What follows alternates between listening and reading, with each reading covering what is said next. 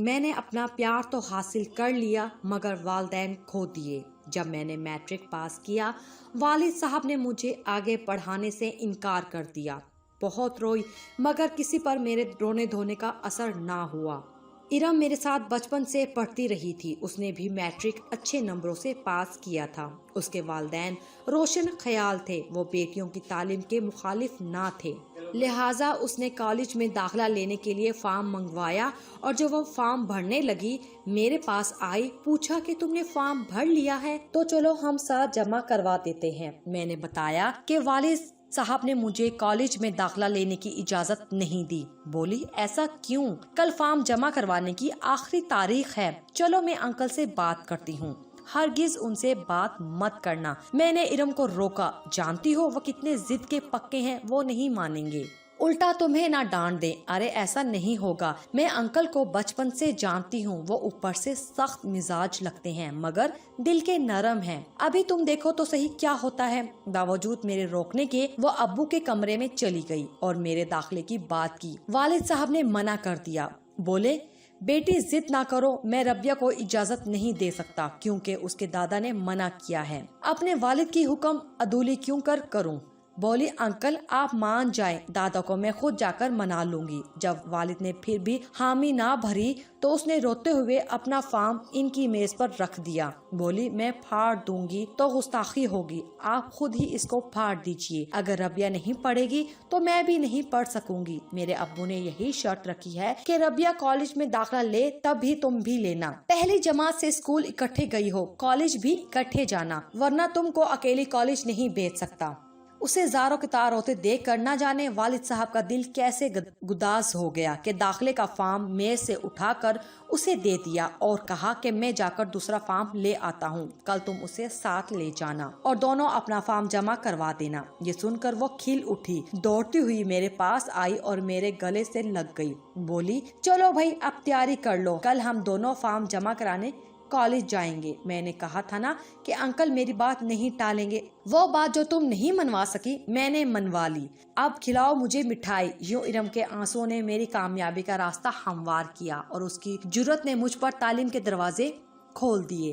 ہمارا داخلہ ہو گیا اور ہم نے مضمون بھی ایک جیسے ہی لیے۔ کالج جا کر میں بہت خوش تھی، کالج کی زندگی کا اپنا ہی مزہ ہوتا ہے۔ ارم مجھ سے زیادہ خوش تھی کہ ہمارا ساتھ نہیں چھوٹا تھا، اب ہم روز اکٹھی جاتی اور اکٹھی آتی، راستے بھر باتیں کرتے جاتے تھے۔ کتنے خوبصورت دن تھے وہ بھی، 2 سال بخیریت اور ہنسی خوشی گزر گئے۔ ہم نے انٹر کا امتحان دیا اور بہت اچھے نمبر لیے مگر تیسرے سال ایسا واقعہ پیش آیا جس نے ہم دونوں سہیلیوں کو آپس میں جدا کر دیا۔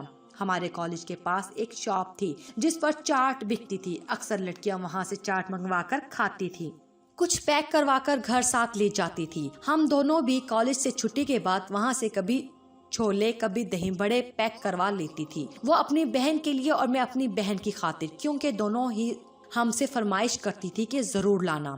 ایک دن اس شاپ پر ایک خوبصورت نوجوان بھی یہ چیزیں پیک کروا کر لے جا رہا تھا، اس نے مجھے دیکھا تو ٹھٹک کر رہ گیا، میں اس کی نظروں کی انکہی کہانی سمجھ گئی۔ دوسرے روز بھی وہ اسی وقت وہاں موجود تھا۔ اس روز ارم کا موڈ کچھ خریدنے کا نہ تھا لیکن میں اصرار کر کے لے گئی اور چھولے پیک کروائے۔ وہ نوجوان مجھے باغور دیکھے جا رہا تھا، پھر تو یہ معمول ہو گیا کہ میں روز کچھ نہ کچھ پیک کروانے لگی اور وہ بھی مقررہ وقت پر وہاں موجود ہوتا۔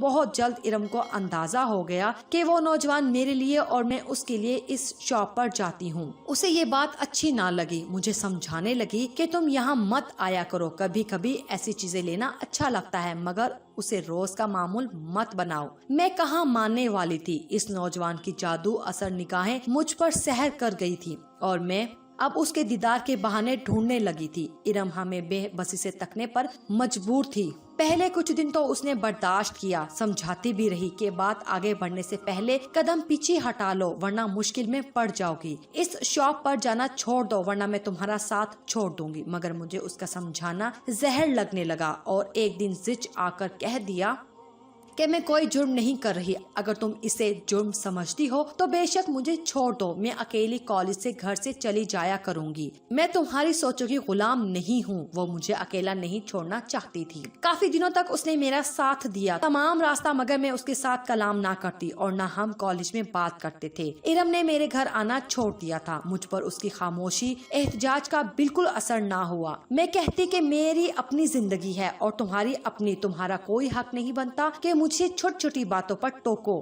مجھے میری مرضی اور خوشی سے جینے دو. بالآخر ہمارے درمیان اتنا تناؤ بڑھا کہ دوستی ٹوٹ گئی اور ہمارے راستے الگ ہو گئے. اب ہم 4th ایئر میں تھے.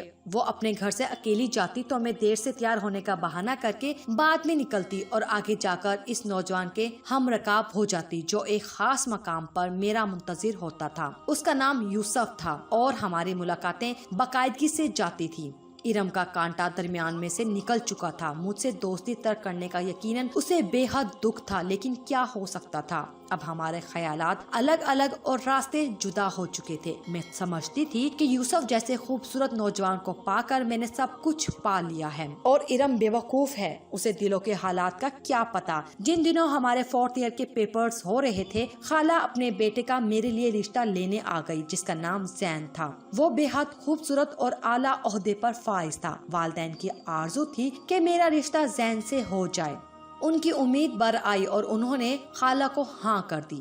شادی سالانہ امتحان کے بعد ہونا قرار پائی تھی. میں نے یہ بات سنی تو پیروں تلے سے زمین نکل گئی، کیونکہ مجھے صرف اور صرف یوسف سے شادی کرنا تھی. میں نے اسے رابطہ کیا اور اسے صورتحال سے آگاہ کیا. وہ یہ سن کر اداس ہو گیا. تم اپنے والدین کو کیوں نہیں بھیج دیتے؟ تم میں کوئی کمی نہیں ہے. جب وہ میری مرضی پوچھیں گے میں تمہارا نام لوں گی اور زین سے شادی سے انکار کر دوں گی. غرض میرے اکسانے پر اس نے اپنی ماں سے بات کی. پہلے تو اس کی امی نہ مانی کیونکہ وہ اپنی بھانجی سے یوسف کی بات طے کر چکی تھی، مگر جب یوسف نے بہت دباؤ ڈالا تو وہ ہمارے رشتے کے لیے آئیں.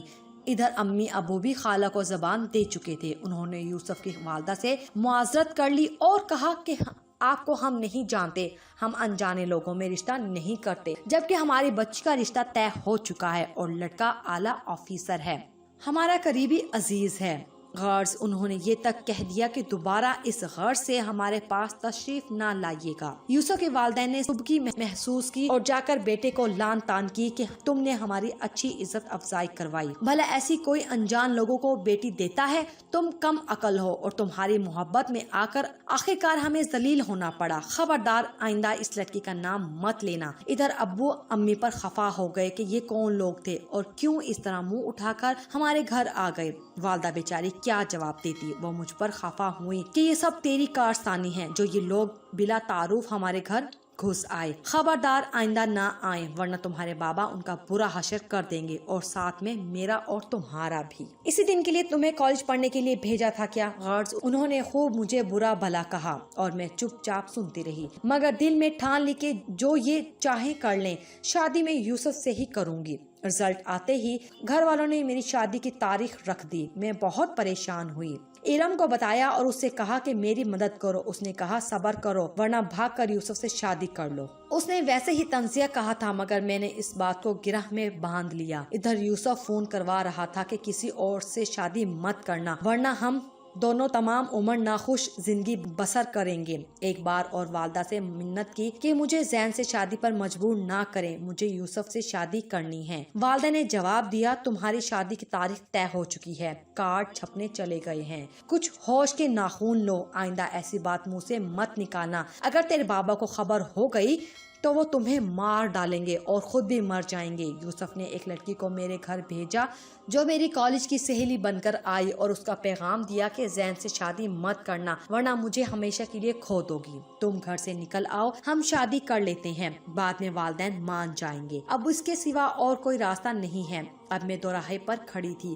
آخر جذبات کی جیت ہوئی اور عقل نے ہار مان لی اور ایک رات جب سب سو رہے تھے میں گھر سے نکل پڑی. یوسف گلی کے موڑ پر میرا منتظر تھا. وہ مجھے گجرانوالا لے آیا اور اس کے دوست کے پاس ہم ٹھہر گئے. جس نے اگلے دن ایک کرائے کا مکان لے دیا اور ہم وہاں چلے گئے۔ کورٹ میرج کر کے نئی زندگی کی ابتدا کی۔ شادی کے 2 سال تک ہم دونوں ہی اپنے والدین سے نہیں ملے۔ جب میرا پہلا بیٹا ہوا تو اس کے دادا دادی کو اطلاع ہوئی اور ہم سے ملنے آ گئے اور مجھے اپنے ساتھ گھر لے آئے۔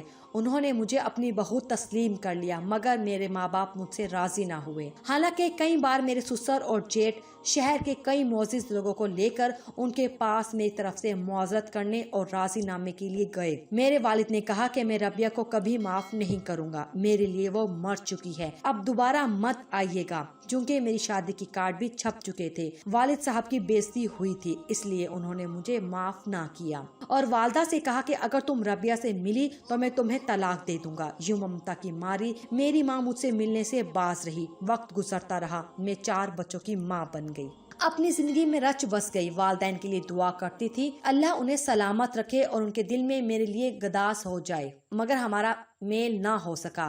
والد وفات پا گئے، پھر والدہ بھی۔ ان کے بعد بھی بھائی نے مجھے گھر نہ آنے دیا۔ یوں میں نے اپنا پیار تو حاصل کر لیا مگر والدین کھو دیے۔ آج میرا سسرال تو ہے مگر میکہ نہیں ہے، جبکہ لڑکی میکے کے بغیر ادھوری ہوتی ہے، جیسے وہ سسرال کے بغیر بے رونق گھر کی مالکن ہوتی ہے۔ دعا ہے اللہ کسی لڑکی سے اس کے میکے کو جدا کرے اور نہ اسے سسرال کی محبت سے محروم رکھے۔ اگر آپ کو ہماری یہ کہانی اچھی لگی ہے تو پلیز ابھی ہمارے اس چینل کو سبسکرائب کر دیجیے، ویڈیو کو لائک کیجیے، شیئر کیجیے۔ شکریہ۔